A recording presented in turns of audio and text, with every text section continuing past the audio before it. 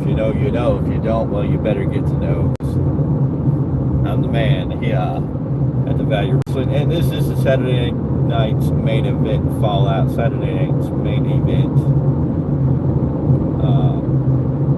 which I forgot the ME in the title there. So, anywho, what it is. This is a road vlog. I am on the road, so I'm going to be over here, but talking to y'all as I'm driving up to Reno, Nevada. Should be ready for the big show tomorrow at the Reno Public Market, if I remember all these names, information correct. Sometime around 3 o'clock tomorrow. Free wrestling, all ages. Reno's Public Market. Wild West Pro Wrestling going down. We went over it on Thursday. If you were there, you know. If you don't know, go check out Thursday's show to get caught up what's going on tomorrow in Reno. I am headed up north, and I was listening to Saturday night's main event. I didn't watch it all, but I was listening to it as I was driving, and so yeah, I'm going to give you my fallout about how I feel after the show, about what went down. We of course opened the show with Cody Rhodes defending the undisputed WWE Championship against Drew McIntyre, and this was a match that had a stipulation to say that if Cody got it counted out or disqualified, he'd lose the title. So that played heavily into what we were doing in the storyline. It's an interesting storyline. I don't know what you do from here. This is really filler, I guess. I don't know who really is next in line for Cody's title.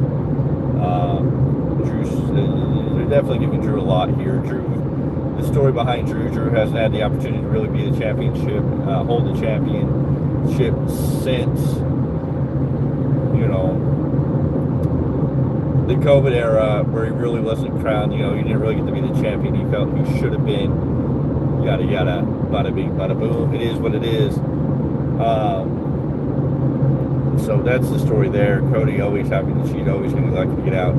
And we finished the story with Drew bringing the title into the ring. Cody, the referee, being out of position or being knocked out at some point, I think it was.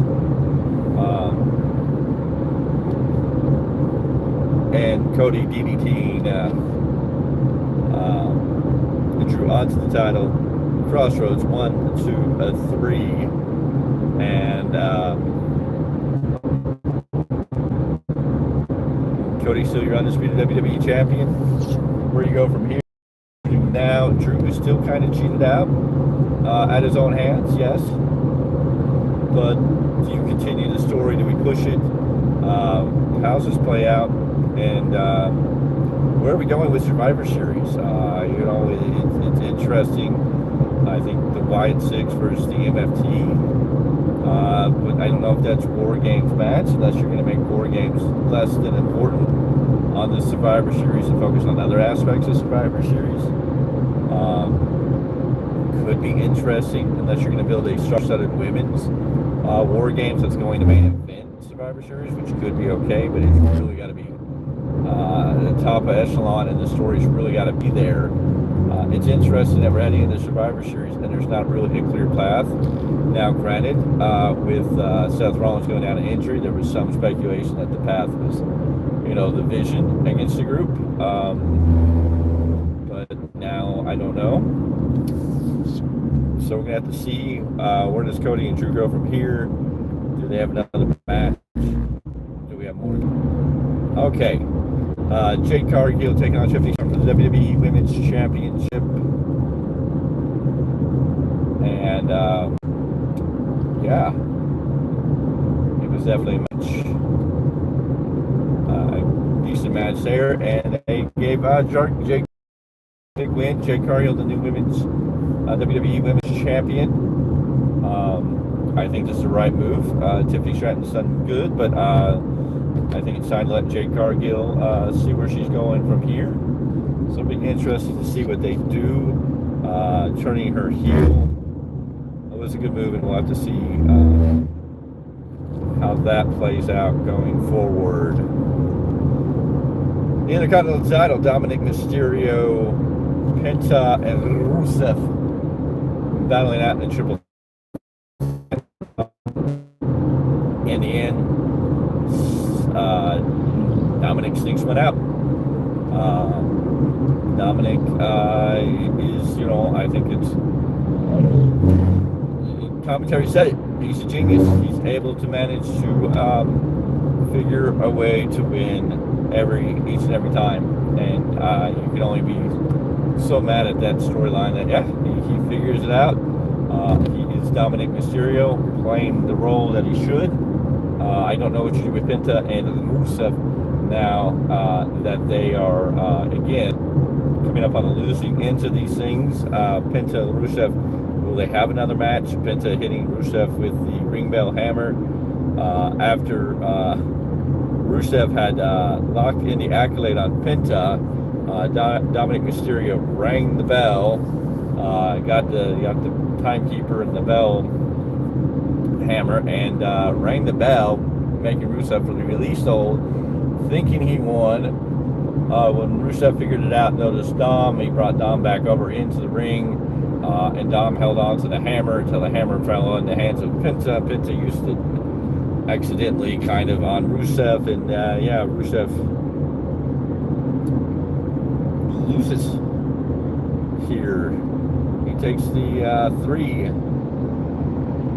allowing Dom to retain the title.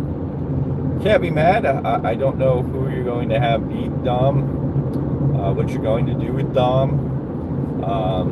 Dom teetering on the edge there, becoming a possible babyface. There's a lot there you could do. The light G Steel era of Eddie Guerrero, I mean, you could do a lot here. I don't know where they're going to go with Dom. I don't know who you have take the title off of Dom. Dom on a 195-day title reign. They brought that up, so there's some heir apparent to what they're doing with that. So we'll have to see how long that continues to go. But Dom carrying the Intercontinental title has been, I think it's been good. It gives the Intercontinental title some purpose, and it is really a key to Dom holding both titles and doing what he's doing. I can't be mad at it. Even if I wanted Penta or even Rusev to win at the beginning, maybe there should be some title change, but at the end, you can't be mad that it's still on Dominic Mysterio. The main event, WWE World Heavyweight Championship match, CM Punk versus main event Jey Uso, the best in the world, versus the main event to crown a new World Heavyweight Champion, due to Seth Rollins having to vacate the title due to injury. And these guys delivered. Just listening to it, you can hear the back and forth, pinfall after near pinfall, spears, GTSs, this maneuver, kick out. So I can't be mad about the match. What I am disappointed in is CM Punk winning the match. CM Punk being your world champion.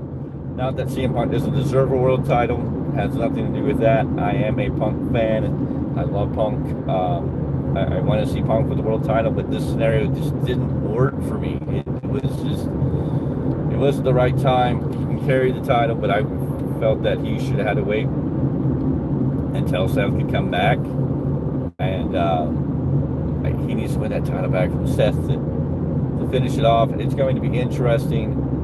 Jey Uso may not have been a better champion at this time, but I think the storyline would have favored Jey Uso coming out on this.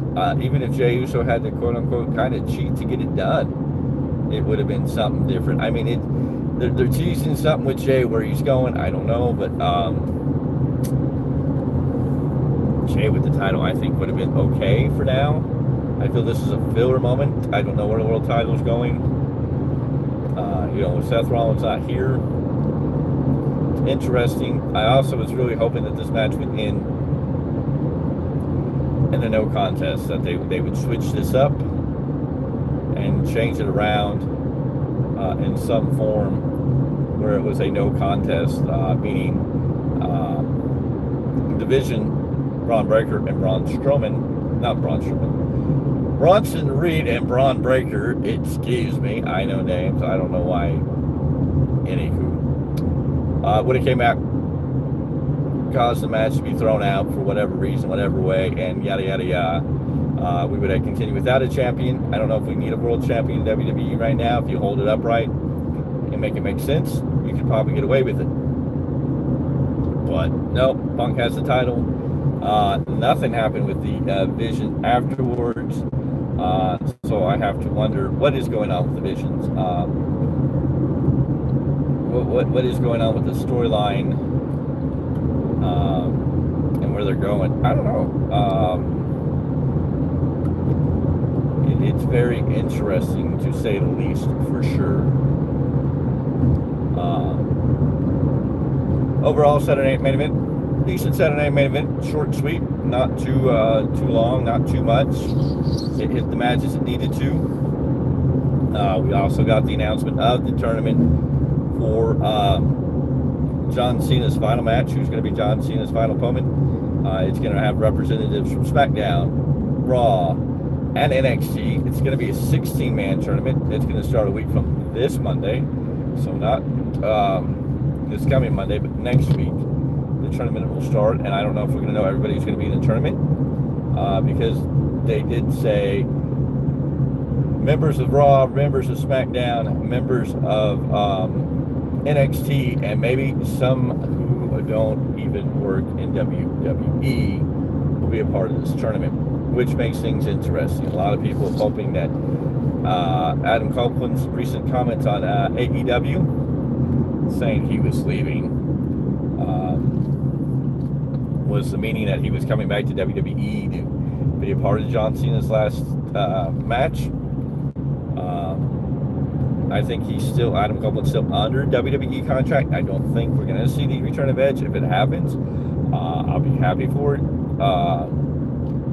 And it could work out. But I don't have the expectation that they have that. I don't see that right away. And I don't think, unless Tony Khan and WWE made some magical peacemaking all of a sudden, I don't see them, Tony Khan allowing Adam Copeland to return to Edge on a borrowing basis. Unless John Cena was the one to cause the person who did it, but even then, it's still like that doesn't really make sense for me. So it's going to be interesting. The Chris Jericho talk: is his contract up? Is he on his way back to WWE? Is he done with AEW? It could be interesting. Is he going to be able to get into this tournament somehow, some way? Is there something we don't know? I don't know. Again, you can hold your breath. It's like Edge. It's like Chris Jericho, Adam Copeland, whatever. Could it happen? Well, it's wrestling. Anything's possible. You never say never. That's a fact. Just don't ever say never. I mean, it could be anybody. But they did make an emphasis that it could be somebody outside the company, somebody who doesn't work here. So that could be interesting on what that exactly means, who they may bring in for a one-off. Of course, this could be a prelude to a Joe Hendry showing up on WWE. It could be somebody from TNA showing up and being a part of this for some reason. They do have that partnership, so we can't disqualify that out of the picture. And Joe Hendry might be a part of this. If you go back to WrestleMania, Royal Rumble, and if you've listened to Joe Hendry's interviews after that, he said John Cena said he did exactly what he needed to do, gave him high praise. So there may be an opportunity for Joe Hendry to fit into that role of being somebody in a tournament. So don't get your hopes overhyped. I think if you settle and say certain names are not going to be there, and then if they show up, it's a much better surprise than setting yourself up for a belief that, oh, they're going to be there, they have to be there, and then being sorely disappointed because the wording is the wording, and there's a good chance that it's probably going to be Joe Hendry now that I think about it, to fit into somebody who doesn't work in WWE. And that's okay. And we'll see how it all plays out. But yeah, the tournament will take off, and we'll see who's in it and who's part of it and how it goes. But Saturday night's main event, fairly good show. For what it was an event. They got it done. The main event, I don't know why Punk won the title. I think you could have done a lot of other things better. I don't know what you're doing with Division. Braun Breaker and Bronson Reed. I'm a little confused, especially since Braun Breaker is the man and they're pushing him to be the man, and I don't think he is the man. I feel like we're doing Roman Reigns all over again before Roman naturally did it. I think we're trying to shove Breaker up there, and I don't know if Breaker is the guy. I mean, Bronson Reed's beating Roman Reigns, so isn't he a little more the guy? And how do you beat Bronson Reed standing next to everybody and standing next to Braun Breaker going, okay, I'm with you, but you're the guy. Everybody wants you to be the guy. They're rubbing you to, be the guy, and I'm just the guy that's here. Yes, that could lead into storylines later, but it's kind of interesting. I don't know. Breaker doesn't do much for me.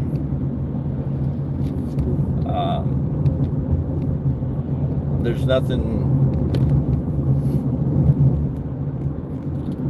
I mean, he's got a spear. I mean, I don't think he's been booked dominantly enough to be overly the greatest thing. But yeah, it is what it is. We'll have to see. Punk rules, yes, Punk rules. I just don't know if it was the right move to get Punk the championship right now. I guess it's better than Jay, but I don't know. I just felt Punk winning that title from Seth would have had a lot more meaning than Punk winning it on the Saturday Night Main Event. Because Seth Rollins is injured to fill in. It sucks. So we'll have to see how it all plays out going forward. But yes, I'm headed to Reno, Nevada as we are talking. I'm going to be up there for Wild West Pro tomorrow afternoon. So if you're in the Reno area, Reno, Nevada, come check it out, the public market, the Reno public market. So I don't have information right in front of me to give you to say, oh, this is where it's located and everything, but you can look it up. You can look at, I think Wild West Pro has a Facebook, so you can get the information off of there. Or check out on Facebook. It is posted all up on there. All events are coming up. Value Wrestling on Facebook. It is definitely there. If you can't get there, check out my video from Thursday where I break down all the details, everything going on in the world of independent wrestling this weekend. And we are still going. So, anywho, Saturday Main Event, it happened. It was a decent show. It was short, sweet, to the point. Jay Cargill becoming the WWE Women's Losing Service, so I better get off here and tell you all good night, so long, farewell. This is Value Wrestling. I'm the big time Beach Baldwin. I will see you on the next one.